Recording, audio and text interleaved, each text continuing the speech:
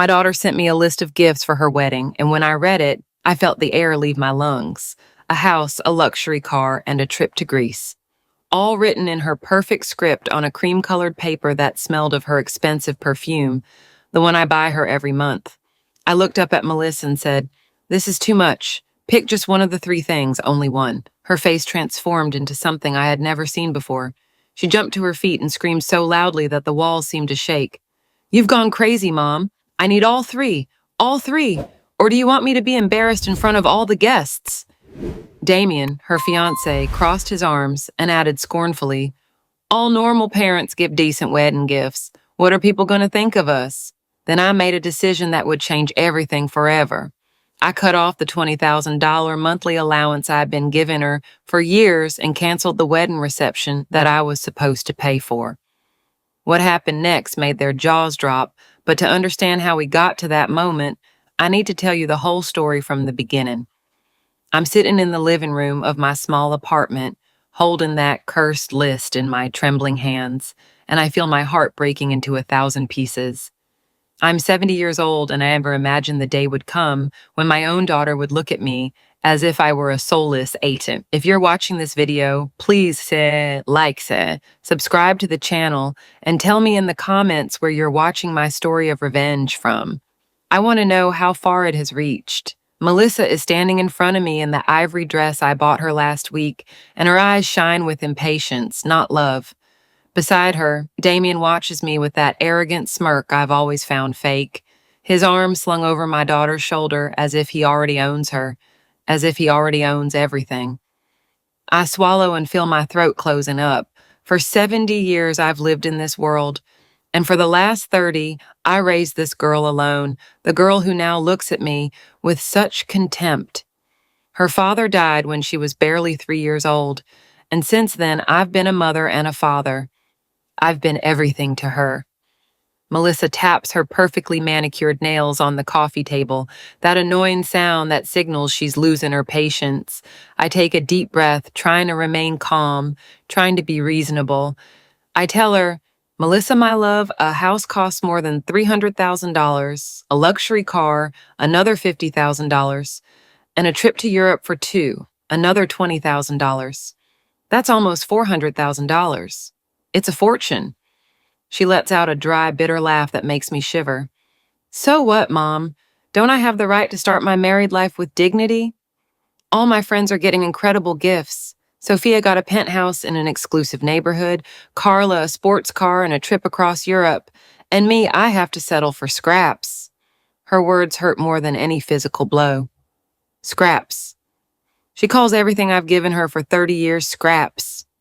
Damien leans forward, resting his elbows on his knees, and looks at me with those cold eyes that have always given me a bad feeling. From the day Melissa brought him home 2 years ago, I knew something wasn't right with him, but my daughter was in love, or so I thought, and I didn't want to interfere. Now I regret my silence. He says, "Miss Gilda, with all due respect, you've been giving Melissa $20,000 monthly since she finished college. That's almost 10 years. It adds up to over $2 million. Are you telling me you can't make one more effort for your only daughter's wedding?" His tone is condescending, as if he's explaining basic math to a dull child. I feel the blood boiling in my veins, but I keep my expression neutral. They don't know anything. They don't know who I really am. They don't know where that money comes from that Melissa spends so cheerfully on designer clothes, expensive restaurants, and trips with her friends. To them, I'm just a simple widow living in a modest 2-bedroom apartment in a middle-class neighborhood. Melissa approaches me and kneels in front of my chair, taking my hands in hers. For a moment, my heart softens. I see my little girl, that sweet creature who used to hug me and tell me I was the best mom in the world. But then she speaks, and the illusion shatters. "Mom, you know how much this wedding means to me. It's the most important day of my life." Damien comes from a very well-established family. His parents own 3 successful restaurants and have a beach house. They're giving us a fully furnished apartment as a gift. How am I supposed to show up? Empty-handed. They're going to see me as a pauper, as someone not good enough for them. I slowly pull my hands away from hers. My words come out cold, colder than I intended. "Melissa, I'm offering you one of the 3 things, a house, a car, or the trip. Choose." The silence that follows is deafening. I can see her face go from pleading to sweetness and then to pure rage. She jumps up and backs away as if I'd slapped her. I truly wonder if you were in my place, what would you do? Would you choose to be quiet to maintain peace, or would you dare to face everything to reclaim your voice? I want to know your opinion because every story is like a candle that can light the way for someone else. I can't believe how selfish you are, she screams, her voice cracking. My whole life you told me you would do anything for me, that I was your priority, that you loved me more than anything in the world, and now, at the most important moment, you turn your back on me. Damien stands up too and puts his arms around Melissa, but his eyes are shooting daggers at me. I see how things really are here, Ted, then he says with venom in every word. Melissa told me you were generous, but I see that was just a facade. When it really matters, you show yourself for what you are, a cheapskate who hoards her money like a dragon guards its treasure. I want to scream at them that they're wrong, that for 30 years I've sacrificed myself to the point of forgetting about myself, that I've worked tirelessly to give Melissa everything I never had. But the words get stuck in my throat because deep down, a part of me knows this isn't about love. It was never about love. It's about money, status, and appearances. Melissa walks toward the door, dragging Damien with her. Before she leaves, she turns and throws one last look of contempt at me. You have a week to think about it, Mom. A week to decide if you want to be part of my life or if you prefer to be selfish and lose me forever. The decision is yours. The door slams shut, making the frames of the photographs on the wall vibrate. I'm left alone in the silence of my apartment and staring at that list I still hold in my hands. House, luxury car, trip to Europe, 3 words that have just destroyed my relationship with my daughter. Or maybe that relationship was already destroyed a long time ago and I just didn't want to see it. I get up slowly, feeling the weight of my 70 years in every joint, and walk to the window. Outside, the city stretches out under the gray afternoon sky. And as I look at those streets full of people rushing around, chasing their own dreams and ambitions, I make a decision: no more. I'm not going to be anyone's ATM anymore, not even my own daughter's. I look at the photographs covering my living room walls. Melissa as a baby in my arms, Melissa on her first day of school, Melissa graduating from college with honors. In every image, I'm there, smiling proudly, giving my all for her. But there is something those photographs don't show. They don't show the nights I worked until dawn. They don't show the meals I skipped so she could eat at the best restaurants. They don't show the sacrifices I made in silence. And they definitely don't show the secret I've kept for 30 years. The secret that Melissa and Damien could never imagine because they see me as a simple widow, an older woman living on a modest pension. But the truth is very different. The truth is that I am Gilda Montero, co-founder and CEO of Montero Imports, one of the largest import companies in the region. No one knows, not Melissa, not her friends, not the neighbors in this building where I have deliberately lived for decades. To the world, I'm just Gilda, the little old lady on the 3rd floor. When my husband died 30 years ago, he left me with a small child, huge debts, and a desperation that ate me alive. But he also left me with something else, contacts in the import business and a small capital he had secretly saved. I took that money, barely $15,000, and invested it. I started small, very small. I imported crafts, textile products, simple things that I could sell with a decent profit margin. I worked from home while Melissa slept. I made international calls in the early morning when the rates were cheaper. I negotiated with suppliers in broken English mixed with signs and drawings. It was exhausting. There were times when I thought I wouldn't make it, times when the bills piled up faster than I could pay them, but I kept going. For Melissa, always for Melissa. And little by little, the business grew. I found Richard, an honest businessman who became my partner when no one else believed in me. Together, we built an empire. Today, Montero Imports has contracts with over 50 countries. We employ 300 people and generate millions of dollars a year. But I decided to keep it a secret. I decided that Melissa should grow up without knowing her mother was a millionaire. I wanted her to be humble, to value effort, to understand the meaning of hard work. What an irony. Instead of raising a grateful daughter, I raised a monster of entitlement who believes that money grows on trees. The $20,000 monthly allowance I give her comes from a separate account I opened years ago, an account I manage under my maiden name, so there is no connection to the company. I told her it was money from her father's pension and some small investments. She never questioned where so much money came from. She simply spent it. Designer clothes, handbags that cost more than many families' monthly rent, dinners at restaurants where a single plate cost $200. And I let her. I thought she would eventually mature, that she would find her own path, that she would learn to appreciate what she had.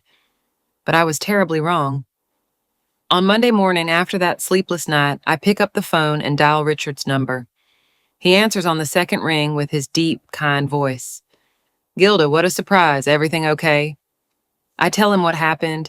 I tell him about Melissa's list of demands, about the humiliation I felt in my own home. Richard listens in silence, and when I finish, he sighs deeply. Gilda, you've been hiding who you really are for 30 years. It's time your daughter knows the truth. You can't keep living this double life. His words echo in my head for hours after I hang up. He's right, I know it, but a part of me is afraid. Afraid of what Melissa will do when she knows the truth. Afraid that she will only see me as a walk-in bank, as an infinite source of money. Afraid of losing her completely. Although, being honest with myself, maybe I already lost her a long time ago. Maybe the girl I love turned into a stranger who only looks for me when she needs something. On Wednesday, I receive a text message from Melissa. It's not an apology, as I had naively hoped. It's a thinly veiled threat. Mom, Damien and I have been talking. If you really can't give us the 3 gifts, we at least need the house and the car. We can postpone the trip, but I need your answer before Friday because we have to confirm with the notary for the deed. I hope you've thought this over. I read the message 3 times, feeling disappointment turn into something darker, something colder. There is no I love you. There is no thank you for everything you've done. For me, there is not even a please, just demands, just pressure, just manipulation. I write and delete 5 different replies before finally sending a single word. No. Her reply comes in seconds. What do you mean no? Are you kidding me? I answer. I'm not kidding, Melissa. I already gave you my answer. All 3, or none. What follows is an avalanche of furious messages. She calls me selfish, stingy, a bad mother, a bitter old woman. Each word is a dagger in my heart, but I don't give in. For the first time in 30 years, I don't give in. On Friday afternoon, someone knocks on my door with loud, insistent pounding. When I open it, I come face to face with Melissa and Damien. This time they are not alone. Behind them are Damien's parents, Henry, a corpulent man in an expensive suit who can't hide his expression of superiority, and Betty, his wife, a thin woman covered in jewelry who looks me up and down as if I were an insect. Melissa pushes the door open and they all walk in without waiting for an invitation. Filling my small living room with their intimidating presence. Tell me whether you have parents, grandparents, or older family members who deserve more respect than they currently receive from their families. Alternatively, tell me if you yourself are going through a situation in which you're not appreciated as much as you truly deserve. Henry sits down in my best chair without asking and crosses his legs arrogantly. Ms. Gilda, he begins with a voice that pretends to be kind but oozes disdain. My son has told us about your situation. We understand that perhaps you don't have the resources to provide Melissa with what she deserves. But this wedding is important. It is the union of our families. We cannot allow it to be marred by financial limitations. Betty nods and adds with a false smile, what Henry means is that we are willing to cover some expenses, but we expect you to at least contribute something significant. We don't want Melissa to feel embarrassed in front of our friends. I feel the blood boiling in me. These people who don't know me at all, who have never cared to find out who I really am, come into my house to judge me, to belittle me, to make me feel inferior. Melissa stands by the window, her arms crossed, saying nothing. She doesn't even defend me. She doesn't even have the decency to look uncomfortable. Damien smiles smugly and says, Ms. Gilda, let's be realistic. You live in this small apartment, you drive a 15-year-old car, you buy your clothes at discount stores. It's obvious that you don't have much, but you could at least make an effort for your daughter. You could take out a loan, sell some things, mortgage this place. There are options. I stare at him, This arrogant man who thinks he can come into my house and tell me what to do with my life, with my resources. And at that moment, I make the final decision. I'm not going to continue with this charade. I'm not going to allow them to treat me as if I'm worthless. I stand up slowly and my voice comes out firmer than it has in days. I want everyone to get out of my house now. There is a stunned silence. Henry laughs nervously. Ma'am, I don't think you understand the gravity. But I interrupt him. I understand perfectly. And I understand that my daughter has chosen her new family over me. So I'll make things easy for all of you. From this moment on, Melissa, the $20,000 monthly allowance you receive is canceled. The wedding reception that I was going to finance is canceled, and my presence at that wedding is also canceled. The silence is now absolute. Melissa looks at me with wide eyes, as if she can't believe what she just heard. What did you say? Her voice is barely a whisper. I repeat every word slowly so there are no misunderstandings. It's over, Melissa. The money is over. The party is over. Everything is over. If you want to marry Damien, go ahead, but I won't be a part of this. Damien takes a step forward, his fists clenched. You can't do that. You're her mother. And I respond with a calm I didn't know I had. Exactly, I'm her mother, not her slave, not her ATM, her inexhaustible source of money without getting anything back. Not even respect. Betty lets out a hysterical laugh. This is ridiculous. How can you cancel everything just like that? The wedding is in 2 months. I walk to the door and open it wide. You have 5 seconds to leave before I call the police. No one moves. Melissa looks at me with a mix of shock and rage that I will never forget, and her words are the cruelest she has ever said to me. You're dead to me, Mom. From this moment on, you're dead to me. They leave my apartment like a furious storm, leaving a heavy silence that crushes me against the walls. I hear their voice in the hallway yelling insults, cursing, planning how they are going to socially ruin me. Betty says something about telling everyone I'm an unnatural mother. Henry talks about suing me for some absurd reason, but what hurts the most is Melissa's silence. She says nothing, she just leaves. I close the door and slide down it until I'm sitting on the floor hugging my knees like a scared child. The tears finally come, hot and bitter, soaking my old blouse. I cry for the daughter I lost, or perhaps for the daughter I never truly had. I cry for 30 years of sacrifices that ended in this betrayal. I cry for the broken illusion that unconditional love would be enough. But in the midst of the pain, I also feel something else, something I didn't expect, relief, a strange, liberating relief, like taking off a shoe that has been pinching you for hours. For the first time in decades, I don't have to pretend. I don't have to submit. I don't have to swallow my dignity to keep the peace.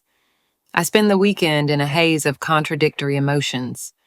On Saturday morning, my phone doesn't stop ringing. They are unknown numbers, probably Melissa's friends or distant relatives whom she has already told her distorted version of events. I don't answer any calls. On Sunday, I receive an email from Melissa. The subject line simply says, "Last chance." I open it with trembling hands and read, "Mom, I've thought a lot about what happened on Friday. I'm willing to forgive you if you rectify your attitude. Damien and I have decided to be generous with you. We are no longer asking for the house, just the car. And the trip to Europe, that's barely $70,000. It's the least you can do after everything I've given you over the years, after putting up with you and taking care of you in your old age. If you don't accept, I want you to know that the consequences will be permanent. You will never see me again. You will not know your grandchildren. You will not be a part of my life. The choice is yours. You have until Tuesday." I read the email 3 times, each time feeling a different mix of pain and rage. Everything she has given me, as if allowing me to be her mother, was a favor she did me, as if my existence in her life was a burden she heroically bore. On Monday morning, I go to the central office of Montero Imports for the first time in 2 weeks. It's a modern 10-story building in the financial district, with huge windows and the company logo shining on the facade. I enter through the back door, as I always do, using my special ID that allows me to access without going through reception. In the elevator, I look at myself in the mirror. A 70-year-old woman with deep wrinkles, gray hair pulled back in a simple bun, discreet beige clothing. No one would look at me twice. No one would imagine that I am the owner of all this. Richard is waiting for me in my office with coffee and that look of concern that he has perfected during our 30 years of partnership. You look awful, he says bluntly. I laugh bitterly. And thanks, always so diplomatic. We sit down and I tell him about Melissa's email, about her ultimatum, about how she blames me. Richard shakes his head sadly. Gilda, this girl is lost, and you can't save her if she doesn't want to be saved. It's time for you to think about yourself, your well-being, your future. That afternoon, I make decisions that will change everything. I call my bank and cancel the automatic monthly transfer that I have been making to Melissa's account for almost 10 years. The executive asks me 3 times if I'm sure, as if he can't believe a mother would do such a thing. I confirm each time with more firmness. Then, I call the event hall where the reception was supposed to be. I had paid a $50,000 deposit 3 months ago when Melissa begged me to secure the place because it was the most exclusive in the area. I cancel everything. I lose the deposit, but I don't care. Melissa and Damien can fend for themselves. Afterwards, I call the florist, the caterer, the band I hired. One by one, I cancel all the services I had reserved, and some try to convince me to reconsider. Others simply take note. By the time I finish, it's 6 in the afternoon, and I feel strangely light, as if I had released a weight I had been carrying on my shoulders for years. On Tuesday morning, exactly at 9, I receive a call from a number I recognize. Damien's parents' house phone. I answer. It's Melissa, but her voice sounds different. It sounds nervous. Mom, I need to talk to you. Can we meet? I reply calmly. I'm here. Talk. There's a long pause, then, no, I mean in person, somewhere neutral. There are things I need to explain to you, things you may not have understood well. Something in her tone puts me on alert. It's not an apology, it's another manipulation, but I agree anyway because I need to close this chapter. I need to look her in the eye and tell her it's over. We agree to meet at a cafe near my apartment. I arrive 10 minutes early and sit at a back table, ordering only a tea that I know I won't drink. Melissa arrives on time, accompanied by Damien. Of course, she never does anything alone lately. They sit down across from me without greeting, without smiling. She clasps her hands on the table and looks at me with those eyes that were once my baby's, but now seem like a stranger's. Mom, she begins in a controlled voice. I came to give you one last chance to do the right thing. I know you've been under a lot of stress and that maybe you said things you didn't really mean. Damien and I have spoken with our lawyer. My heart skips a beat. Lawyer? Damien leans forward and says, You see, Ms. Gilda, it turns out that you have been giving Melissa a substantial amount of money for years. That sets a legal precedent. According to our attorney, if you cut off that support abruptly, we could argue economic dependency and sue you for damages. I stare at them, unable to believe what I'm hearing. Are they threatening me with a lawsuit? Melissa continues. We don't want to get to that, Mom. We really don't. But you've left us with no options. You already canceled the event hall, did you know? They called me yesterday. We lost $50,000 because of your childish tantrum. Now we have nowhere to have the wedding. We have no way to pay for it. And we are the laughingstock of everyone. Her voice cracks, but not from sadness, but from rage. Do you have any idea how humiliating this is? Do you have any idea how Damien's family friends look at me? Like a pauper whose mother can't even afford a decent wedding. I'm done, Melissa. I will not give in. I will not give you another dollar, and if you want to sue me, go ahead. Try it. Damien laughs cruelly. Do you really think you can win? You're an old woman living on a pension. We have resources. We have expensive lawyers. We have connections. We're going to destroy you. I look him directly in the eyes and say something that surprises even myself. Try it, Damien. Try it and find out who I really am. There is something in my tone that makes him hesitate for a second, but Melissa gets up and shouts loudly enough for the whole cafe to fall silent. You are selfish and a bad mother. You will regret this. I swear you will regret this. They leave the cafe in a scandal. People look at me with pity, probably thinking I'm a poor old woman abused by her own family. If only they knew the truth, if only they knew. I can't sleep that night again. I stare at the ceiling of my room, replaying the scene in the cafe over and over in my mind. Damien's threat echoes in my ears. We're going to destroy you. Part of me is afraid. Not of the lawsuit, that's ridiculous, and any judge would see it that way. I'm afraid of what I've lost, of the relationship with my daughter, which seems to be broken, beyond repair. But another part of me, a part that has been asleep for too long, is waking up. It's the same part that drove me to build an empire from scratch after being widowed, the part that refuses to be trampled on. At 3 in the morning, I pick up my phone and dial Richard's number. He answers with a sleepy voice. Gilda, what's wrong? Are you okay? I tell him about the legal threat, about the lawyer, about how Melissa and Damien are determined to destroy me. Richard is silent for a moment and then says something that changes everything. Gilda, I think it's time. Time for them to know who you really are. Not to show off, not for revenge, but to protect yourself. Because if they are going to play dirty, you need to show your cards.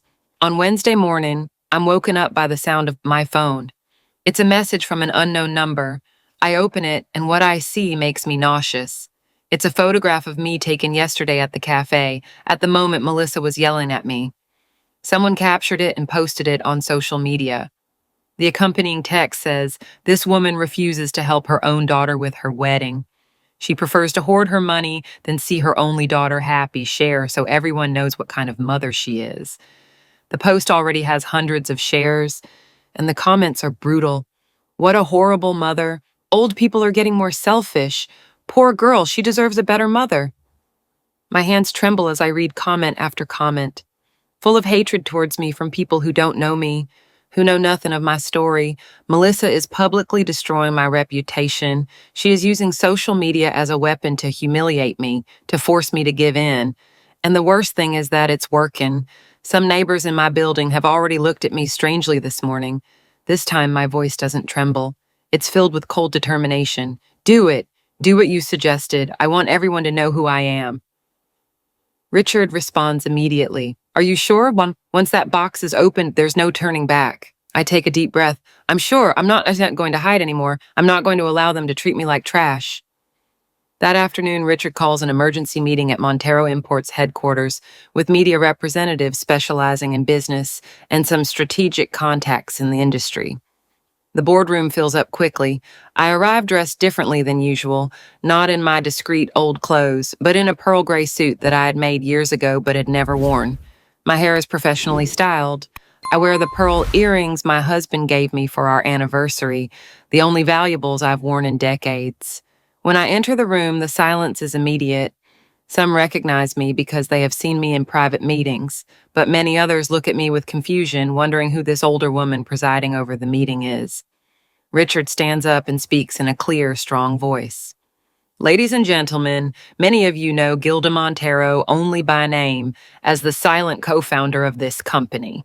Today she is here to formally introduce herself. I take the floor, feeling like 30 years of secrets are about to be revealed. Good morning. My name is Gilda Montero, and I am the CEO and majority owner of Montero Imports. 30 years ago, after being widowed, I founded this company with $15,000 and a dream.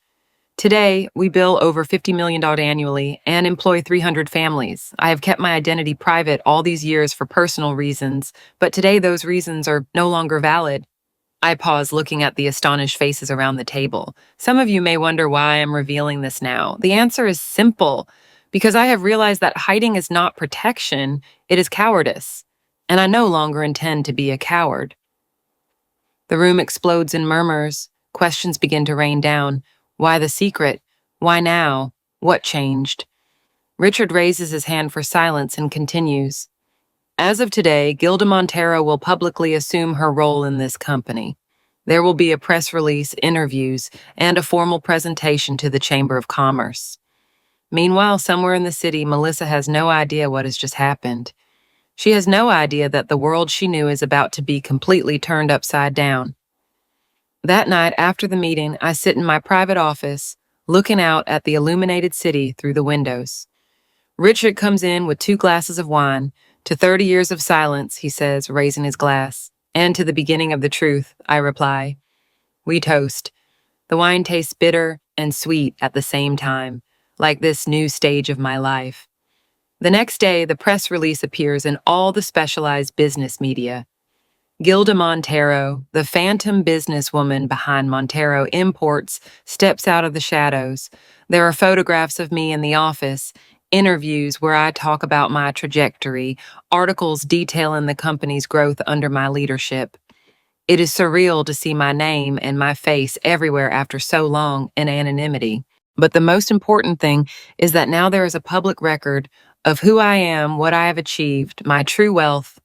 Any attempt by Melissa and Damien to paint me as a poor, stingy old woman crumbles in the face of the evidence. On Friday afternoon, I receive a call from a number I don't recognize. I answer and hear a feminine voice, soft and timid. Ms. Gilda? It's Celine, Melissa's cousin. I don't know if you remember me. Of course I remember her. Selena is my late husband's niece, a sweet 35-year-old woman who has always treated me with genuine affection. She comes from a humble family, works as a secretary at a school, and raises her 10-year-old son, Joaquin, alone after her husband abandoned her. Melissa has always treated her with contempt, calling her the poor cousin behind her back. Of course, I remember you, Celine. What can I do for you? She hesitates before saying, Miss Gilda, I saw the news about your company. I had no idea. I wanted to call you because Melissa contacted me a few days ago. She asked me to talk to you to convince you to give her the money for the wedding. She offered me $5,000 if I succeeded. I feel the rage boiling in me again. Melissa is even using her own cousin, offering her scraps to do her dirty work. Celine continues, I told her no, of course, I won't get involved in that, but I wanted you to know. I also wanted to tell you that, well, if you ever need to talk or just have a coffee, I'd be happy to accompany you. I know you must be going through a difficult time. Her words touch me deeply. In the middle of this nightmare, there is someone who cares about me without expecting anything in return. Thank you, Celine. Really, thank you. How about we meet tomorrow? We agree to meet at a small cafe near her house. When I arrive, I find her sitting at a table by the window with her son Joaquin, a thin boy with intelligent eyes who is reading a book while he waits. Celine gets up and hugs me, a genuine hug that makes me feel more loved than anything Melissa has given me in years. We spend the afternoon talking. Celine tells me about her life, her struggles, how she works 2 shifts to keep Joaquin in school, how she dreams of giving him a better education, but doesn't have the resources. Joaquin shows me his book, enthusiastically talking about science and math, about how he wants to be an engineer someday. And as I listen to them, I feel something I haven't felt in a long time. I feel like I'm with real family, with people who value me for who I am, not for what I can give them. At that moment, without them knowing it yet, I make a decision that will change their lives forever. On Monday morning, I arrive at the office early with a clear purpose. I call my personal lawyer, Albert, a meticulous man who has handled my legal affairs for 20 years. I explain the situation with Melissa, the threat of a lawsuit, and I also tell him about Celine and Joaquin. Albert listens carefully, taking notes in his leather notebook. When I finish, he sighs and says, Gilda, legally, you are completely protected. Melissa has no case. The $20,000 was a voluntary gift, not a contractual obligation.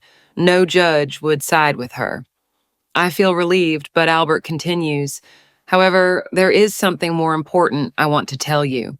I have been your lawyer for 2 decades, and I have seen you sacrifice yourself over and over again for that girl. It is time for you to think about yourself, your legacy, what you really want to leave in this world. His words resonate in my heart. You're right. For 30 years, I have lived for Melissa, and look where that has led me. Maybe it's time to change course. I ask Albert to prepare documents to establish an educational fund for Joaquin, Celine's son. I want that boy to have every opportunity he deserves, without the limitations his mother faces due to lack of resources. That same afternoon, the media publishes more articles about me and Montero Imports.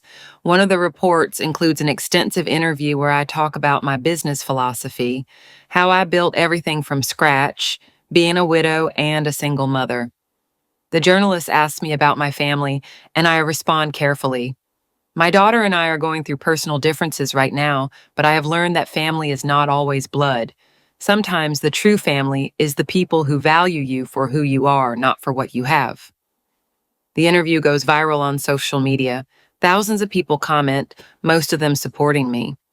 Many older women write that they identify with me, that they too have been treated like items by ungrateful children. There is a noticeable change in the public narrative. The post Melissa made, humiliating me, is now seen in a completely different light. People comment, "Now I understand why she refused. This woman built an empire, and her daughter just wants to take advantage. What an ungrateful daughter." Melissa must be furious. I can imagine her reading every comment, seeing how her plan to publicly destroy me is backfiring. On Wednesday, I receive an unexpected call. It's Betty, Damien's mother. Her voice sounds nervous, very different from the arrogance she showed when she came to my apartment. "Ms. Gilda, excuse me for bothering you. I was wondering if we could talk, just you and me without the kids." Something in her tone tells me this is important. I agree to meet her at a discreet restaurant the next day. When I arrive, I find her sitting at a back table, elegantly dressed, but with a worried expression she can't hide. I sit across from her and wait. Betty fiddles with her napkin before speaking. "Ms. Gilda, I saw the news. I had no idea who you really were. Henry didn't either. When Damien told us that your family was, well, that they were of modest means, we just believed him." She pauses for a long time. "There's something you need to know. Damien lied to Melissa about our financial situation. We are not rich. We have 3 restaurants, yes, but they are mortgaged to the hilt. We are in debt. The apartment we promised as a gift doesn't exist. It was a lie." I stare at her, processing this information. Betty continues with tears in her eyes. "He thought you had money saved up and that you would eventually give it to them. When you refused, he panicked. That's why he pressured you so much, because he needs that money to pay off his own gambling debts." The revelation hits me like a punch. Gambling debts. My daughter is about to marry a compulsive gambler who is using her to pay off his debts. Betty dries her tears with the napkin. "I tried to talk to him to make him see reason, but he's obsessed. He's convinced that if he marries Melissa, he'll eventually gain access to her fortune. He doesn't love her, Miss Gilda. He just sees her as an investment."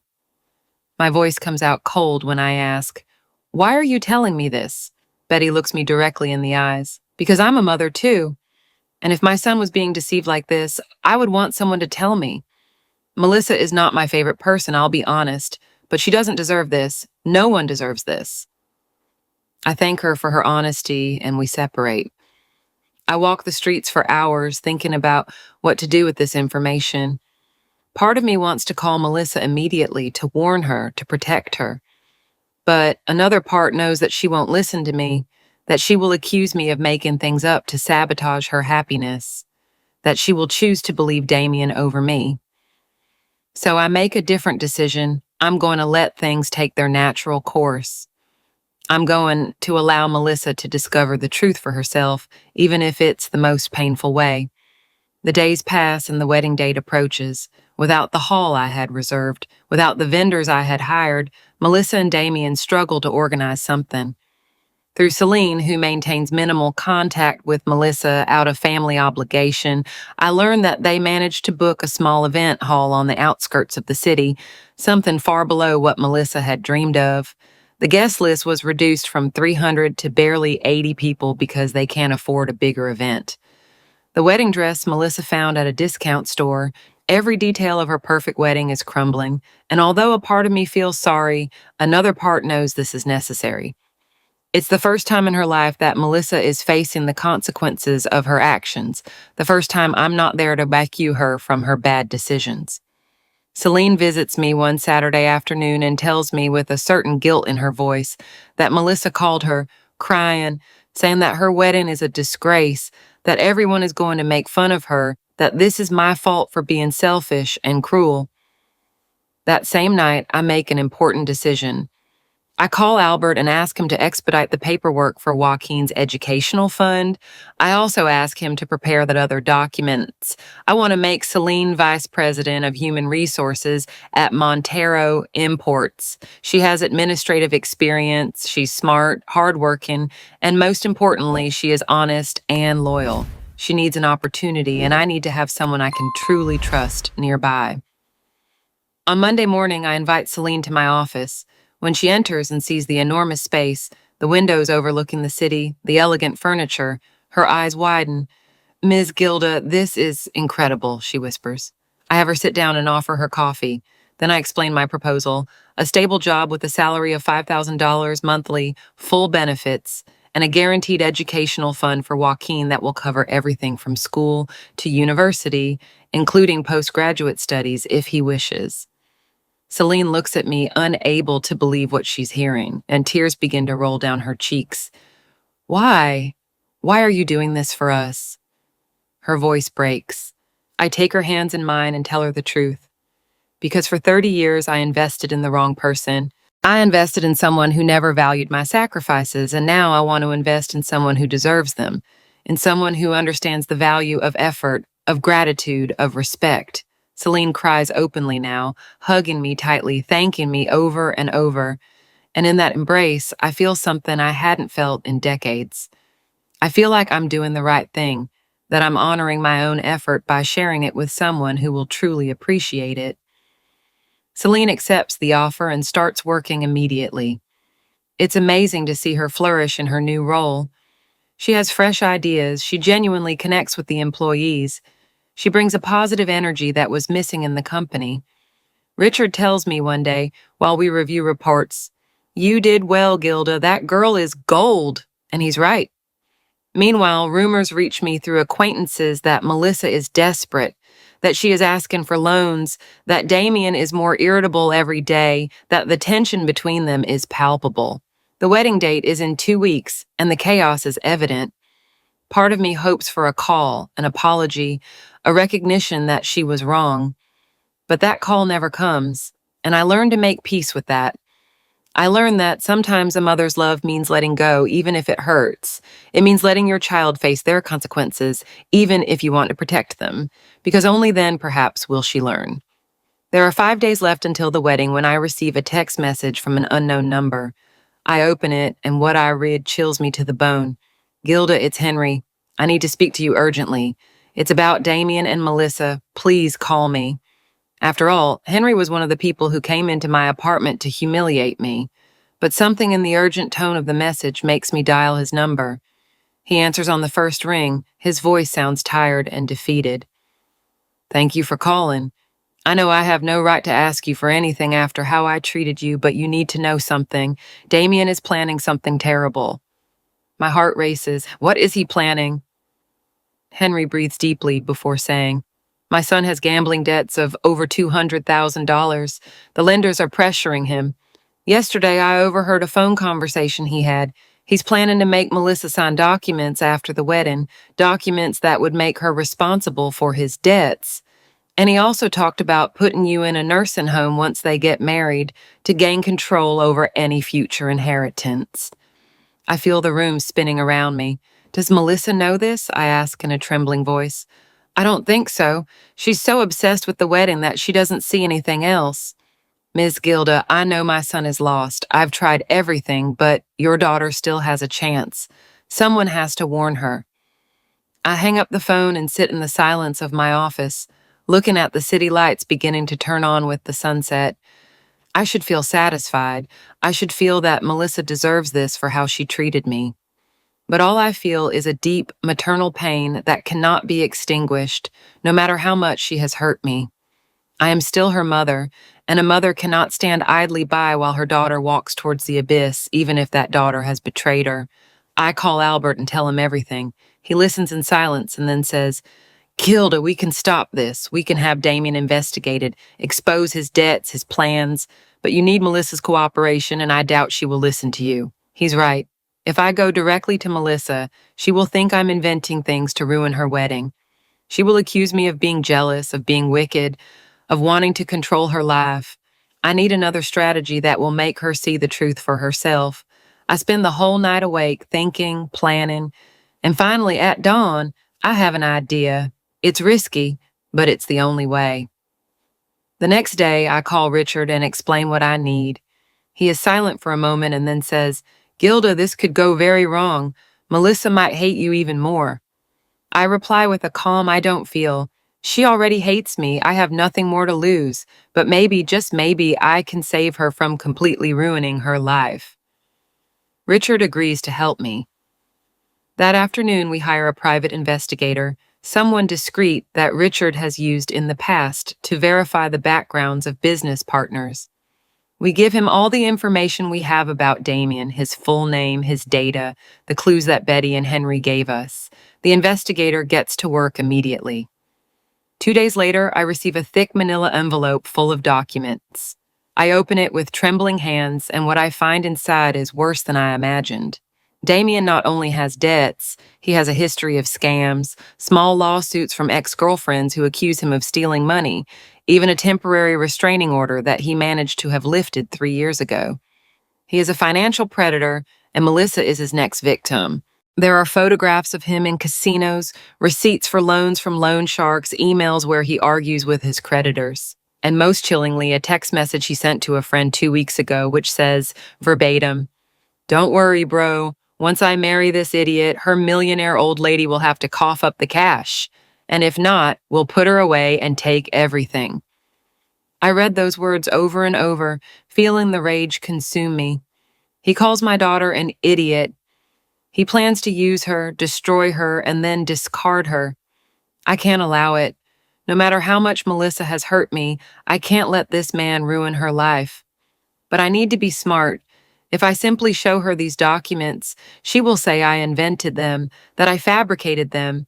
I need her to discover the truth in a way she cannot deny. I call Celine and ask her for a huge favor. I need her to invite Melissa for coffee, to tell her she wants to make peace before the wedding, that she needs to talk to her woman to woman. Celine hesitates. "Miss Gilda, Melissa hates me almost as much as she hates you. I don't know if she'll accept." I tell her, "Try it. Tell her you have important information about Damien, something you overheard by chance, but don't tell her what it is. Let curiosity kill her." Celine accepts, although I can hear the nervousness in her voice. That same afternoon, she calls me back, surprised. She accepted. She said she'll meet me tomorrow at 4 p.m. at the cafe near her apartment. My plan is underway. The next day, I settle into that same cafe 2 hours before the meeting. I sit at a discreet table in the corner, wearing dark glasses and a scarf over my hair, disguised enough so that Melissa won't recognize me if she walks in. At 4 o'clock sharp, Celine arrives first, visibly nervous. I have given her clear instructions on what to do. 10 minutes later, Melissa walks in. She's thinner than I remember. She sits across from Celine without even greeting her properly. "What did you want to talk about? I'm very busy with wedding preparations." Celine swallows and begins. "Melissa, I know we're not close. I know you've always seen me as the poor cousin, but we're family and I can't keep quiet.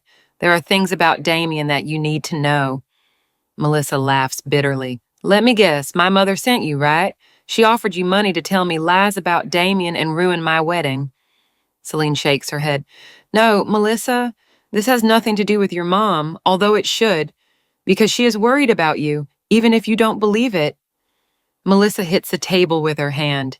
"My mother is only worried about her money. She doesn't care about me."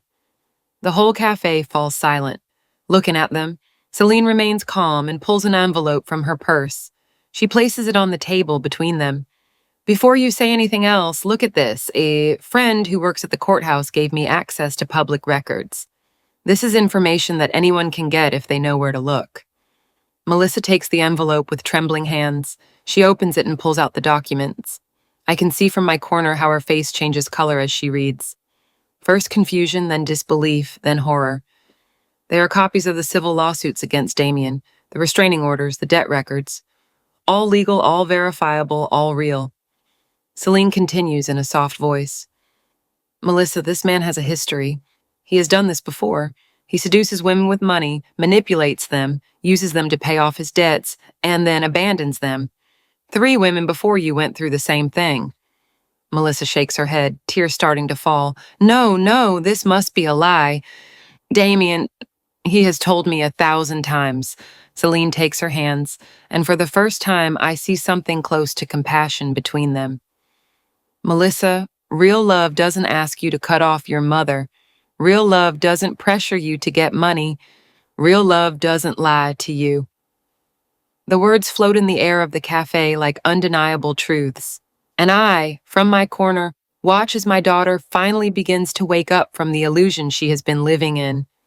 Melissa stands up abruptly, putting the documents in her purse. I need to talk to Damien. I need him to explain this to me. Celine stops her. What if he lies to you? What if he manipulates you like he's done all this time? But Melissa is already leaving the cafe, practically running. Celine looks at me from her table with an expression of concern. I give her a discreet signal that it's okay, that we let things take their course. I pay for my coffee and leave the place without anyone having recognized me. That night, my phone rings at 11 p.m. It's a private number. I answer and hear sobs on the other end of the line. Ma. Melissa's voice is barely a broken whisper. Mom, you were right. You were right about everything. And for the first time, I feel something akin to hope in my heart. Maybe, just maybe, there is still salvation for us. But I know the path will be long and painful because broken trust is not repaired with a single phone call. It takes time with actions and a genuine effort to change. And I'm not sure Melissa is ready for that yet. I don't respond immediately to Melissa's call. I stay on the line, listening to her sobs on the other end, feeling my heart torn between the maternal instinct to rush to comfort her and the need to protect myself from more pain. Finally, I speak, and my voice comes out colder than I intended. What happened, Melissa? She breathes brokenly between sobs. I went to confront Damien with the documents. At first, he denied everything. He said they were lies, that someone was trying to ruin our happiness. But I insisted. I showed him every paper, every lawsuit, every record, and then her voice completely breaks. Then he changed. He got furious. Mom, he yelled horrible things at me. He said I was an idiot, that I should be grateful that someone like him wanted to marry me. He said that he was going to get his way anyway, that you would have to pay eventually because you're my mother, and that's what mothers do. I feel the rage boiling in me again, but I keep my voice controlled. Where are you now? She sobs. In my apartment. He left furious. He told me that if I canceled, he would sue me for the expenses his family incurred. Mom, I don't know what to do. The wedding is in 3 days. There are so many things I want to tell her. I want to yell at her that this is exactly what I tried to prevent, that if she had listened to me, none of this would have happened. I want to remind her of every insult she threw at me, every time she chose Damien over me. But when I hear her desperate crying, when I hear my broken and scared girl on the other end of the line, those words vanish. Because I am her mother, and mothers don't say I told you so when their children are suffering. Mothers hug, protect, even when they don't deserve it. Melissa, listen to me carefully. Damien has a key to your apartment. She hesitates. Yes, but I interrupt her. Tonight, call an emergency locksmith, no matter what it costs, and tomorrow, first thing in the morning, cancel the wedding. I'll take care of any lawsuit he tries. I have lawyers who will make him regret that he was ever born if he dares to bother you. Melissa cries harder. But what am I going to say? We already sent the invitations. I interrupt her again. Let them talk. Let them say whatever they want. It's better to be the woman who canceled a wedding than the woman who married the wrong man. There is a long silence. Then Melissa asks in a small, almost childish voice, Can I come to your place, Mom? I don't want to be alone tonight. Every fiber of my being wants to say yes. It wants to open my arms and my home to her. But a wiser part of me knows that this is a crucial moment. If I give in now, if I completely rescue her without her facing any consequences, we will return to the same pattern. She will continue to think that she can treat me however she wants, and I will always be there to clean up the mess. So, I say something that costs me more than anything else in my life. No, Melissa, not tonight. Tonight you need to be with yourself. Think about the decisions you made, how you got here. Tomorrow, if you want, we can talk. But it has to be a real conversation, not just you crying and me comforting you. A conversation where you acknowledge the damage you did to me, where you take responsibility for your actions. The silence that follows is so heavy it hurts. Finally, Melissa whispers, It's okay, you're right. I'm sorry, Mom. I'm sorry for everything, and hangs up.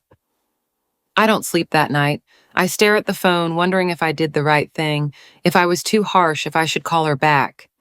But Richard, whom I call at 3 in the morning in a panic, tells me that, Gilda, you love her too much to keep letting her mistreat you. Sometimes true love means setting boundaries, even if it hurts. You're right, I know, but that doesn't make it any easier.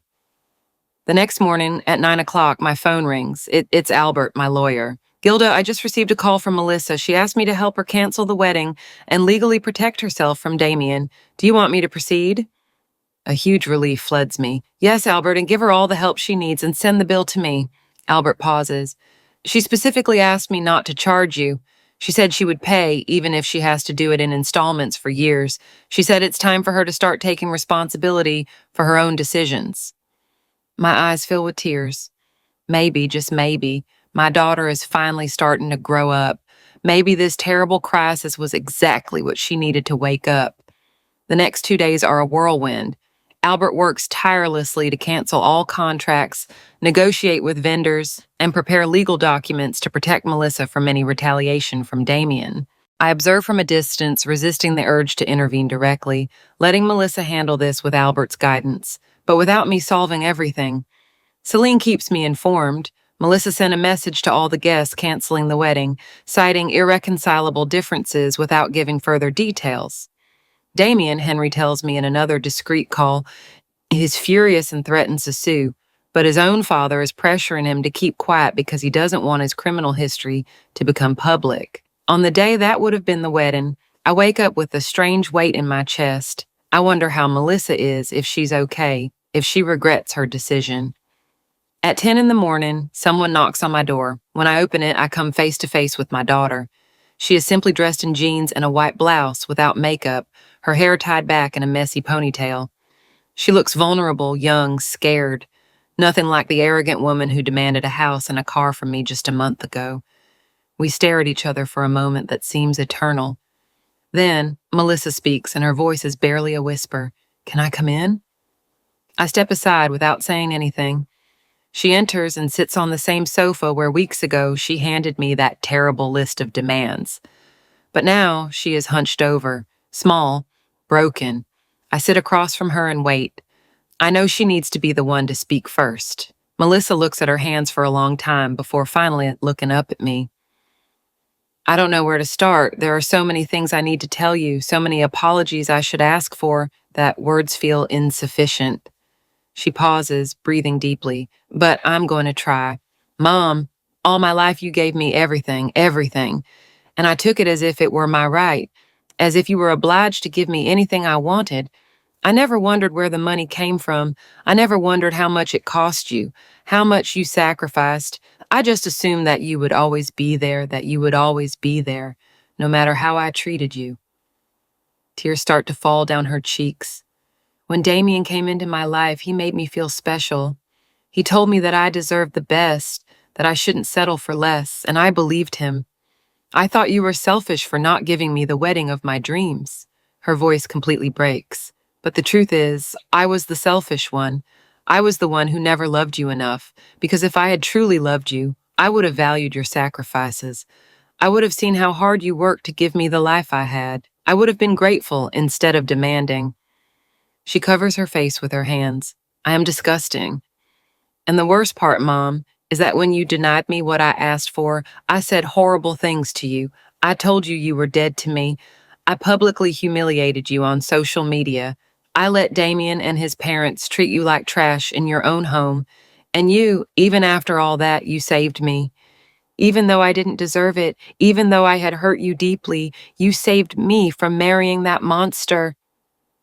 She looks up at me, her eyes red and swollen. I don't expect you to forgive me. I don't expect us to go back to what we were because honestly, what we were wasn't healthy. I was a parasite and you were my willing victim. But I want you to know that I am going to change. I've already started. I got a job, a real one in an office. It doesn't pay much, only $200 a month, but it's honest. I moved to a smaller apartment that I can pay for myself. I sold half of my designer clothes to pay off the debts I accumulated. And I'm going to therapy because I need to understand why I became this terrible person. I stare at her, processing every word. Part of me wants to hug her, forgive her immediately, tell her that everything is okay. But the wiser part, the one that has painfully learned that love without limits is destructive, knows that I need to be careful.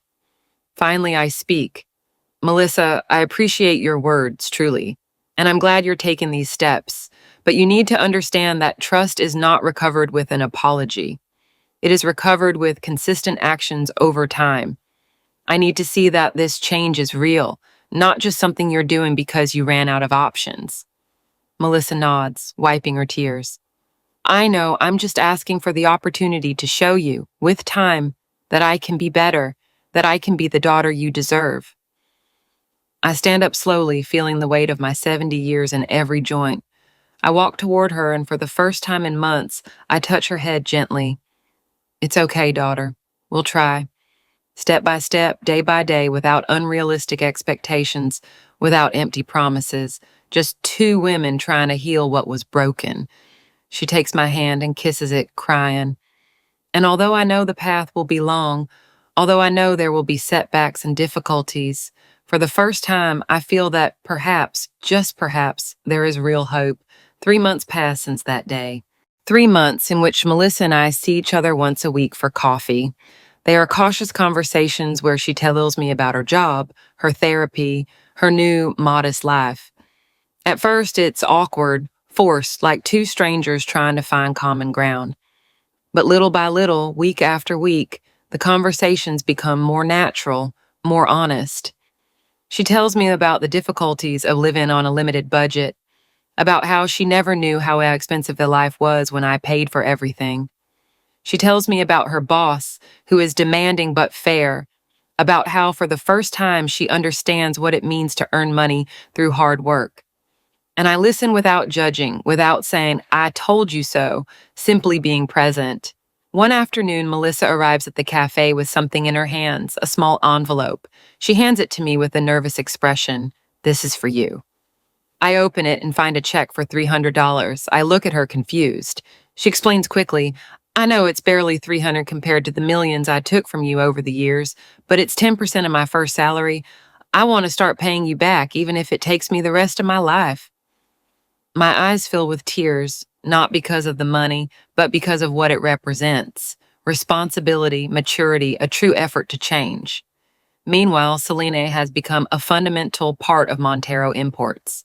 Her human resources department is flourishing under her leadership. She has implemented employee wellness programs, improved hiring processes, and most importantly, brought a culture of respect and dignity that was missing. The employees adore her. Richard constantly tells me, seeing Selene flourish, seeing her son Joaquin excelling in his new private school with the educational fund I established, fills me with the satisfaction I never felt giving Melissa money without limits. Because this is different. This is an investment in people who value the opportunity, who work hard, who don't take it for granted. One Saturday, I organize a small gathering at my apartment. I invite Melissa, Selene, and Joaquin. It's the first time they've all been together since everything exploded. The initial tension is palpable. Melissa and Selene look at each other with discomfort, remembering the gap that always existed between them. But then Joaquin, with the innocence of his 10 years, breaks the ice by showing Melissa a science project he made for school. She is genuinely interested, asking him questions, praising his work. And I see something in my daughter's eyes that I never had. Genuine humility. During the dinner, I prepared myself with simple dishes. Melissa asks Selene about her work at the company. Selena enthusiastically tells her about the projects she is developing, the challenges she faces, and Melissa listens, truly listens, without that air of superiority she used to have. At one point, Melissa says something that surprises me. Selene, I always treated you badly. I always saw you as less than me because you had less money. But now I realize that you were always a better person than me. You worked hard, raised your son alone, never asked anyone for anything you couldn't return. I, on the other hand, was a spoiled parasite. Selene looks at her surprised and then, with her characteristic gentleness, replies, Melissa, we all make mistakes. The important thing is to learn from them. And from what I see, you are learning. They hug, and I see something healing in that moment, not just between them, but in our entire broken family dynamic. After Celine and Joaquin leave, Melissa stays to help me wash the dishes. We work in comfortable silence for a while, and then she says, without looking at me, Ma, I saw the news about the company. I saw who you really are, and I understand why you kept it a secret for so long. You wanted me to value things, not to grow up thinking that money solves everything. She stops, drying her hands on a dish towel. You failed at that, I won't lie. I grew up being exactly what you feared, but it wasn't your fault. It was mine. I look at her intently. Melissa, we both made mistakes. I gave you too much without teaching you responsibility. I rescued you from every consequence instead of letting you learn. I thought I was being a good mother, but in reality, I was creating a gilded cage for both of us. She nods. I know now, and I hope that someday, when I have children, I remember this lesson, that I can love them without spoiling them, that I can give them without destroying them. We finish cleaning the kitchen together, and when she leaves that night, she gives me a long, genuine hug that reminds me of when she was little and would hug me before bed. Thank you, Mom, she whispers. Thank you for not giving up on me, even when I had given up on you. After she leaves, I sit in my rocking chair looking at the photographs on the wall. The same photographs I looked at months ago with a broken heart, but now I see them differently. I see a story of imperfect love, of mistakes and learning, of falling and getting up, and I see hope that it is still possible to build something new on the ruins of what broke. 6 months have passed since I canceled the $20,000 monthly allowance, since Melissa told me I was dead to her, since my world fell apart and was rebuilt in a completely different way. Today is a special day. Today, Montero Import celebrates its 30th anniversary, and for the first time in 3 decades, I will be publicly at the forefront acknowledging my role as founder and CEO. The event takes place in an elegant ballroom at the city's best hotel. There are more than 200 people, business partners, employees, media representatives, local authorities. Everyone is there to celebrate the success of the company I built from scratch, with barely $15,000 and a broken heart. I wear an elegant silver suit, my hair is professionally styled, and for the first time in my life, I allow myself to look like the successful businesswoman I have always been, but kept hidden. When I enter the ballroom on Richard's arm, there is a deafening applause. People stand up, looking at me with respect, with admiration, with recognition. And I, who spent 30 years hiding, finally accept this moment. Finally, I allow myself to shine. Richard takes the microphone first and tells the story of how we met, how a young widow with a small child came to his office with a business proposal handwritten in a worn notebook. I could have rejected her, he says with an emotional voice. Many did, but there was something in her eyes, a fierce determination that told me this woman was going to succeed, with or without my help, and I was fortunate to say yes. Then it's my turn to speak. I walk to the podium, feeling all eyes on me. I look out at the audience, and my eyes stop at a particular group. Celine is there with Joaquin, both elegantly dressed, smiling at me with genuine pride. And next to them, with tears in her eyes, is Melissa, my daughter, who decided to come, even though I didn't specifically invite her, who is here to support me at this important moment. Our eyes meet, and she nods slightly, giving me strength. I take a deep breath and begin to speak. 30 years ago, I was nobody. I was a widow without a college education, without important contacts, without anything except a small daughter to feed and an impossible dream. People told me it was crazy, that I should get a normal job, that I should settle, but I refused to settle. I pause, letting my words resonate in the silent room.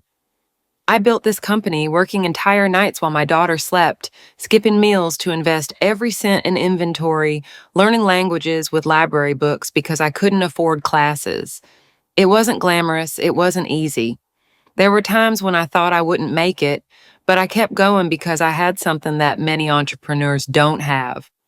I had a daughter to protect, a daughter to give a better future to. Tears start to roll down my cheeks, but I don't wipe them away. I let them flow freely. For 30 years, I kept my success a secret because I was afraid that my daughter would grow up differently, afraid that money would corrupt her, afraid of not being enough. And in that process, I made mistakes. I gave her too much without teaching her responsibility.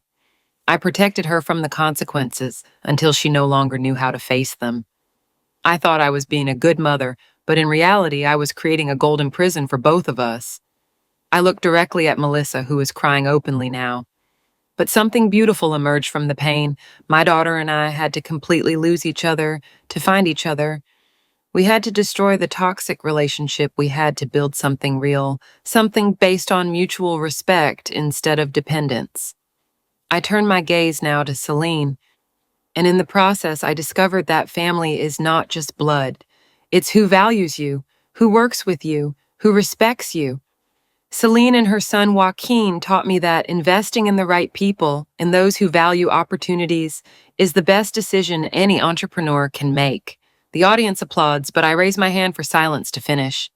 Today, we celebrate 30 years of Montero Imports, but more importantly, today we celebrate something deeper, the truth.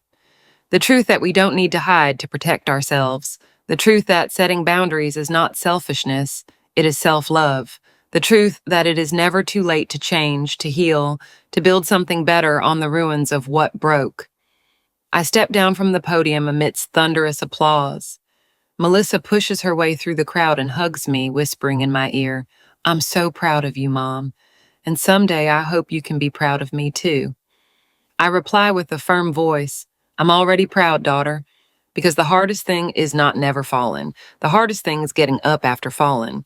And you are doing that. Celine joins our hug, and the three of us cry together, healing together, building something new together. That night, when I finally return to my apartment, I sit in my old rocking chair and look at the same photographs I have looked at for months. But now, I don't see failure. I see learning. I see growth. I see imperfect love that transformed into something stronger. My phone rings with a message from Melissa. "Thank you for teaching me that sometimes losing everything is the only way to find what truly matters. I love you, Mom, really." I smile, wiping away the last tears, and reply, "I love you too, daughter. And I'm here. I'll always be here, but now on my own terms, with healthy boundaries, with mutual respect." I turn off the lights and go to sleep, feeling something I hadn't felt in decades. Peace. Peace from knowing that I finally valued myself enough to say no. Peace from knowing that true love doesn't mean sacrificing yourself until you disappear. Peace from knowing that it is never too late to reclaim your life, your dignity, your power. I gave everything for love, but I learned that love without respect is a prison. Today I am free, surrounded by those who value me, and that freedom is worth more than any fortune.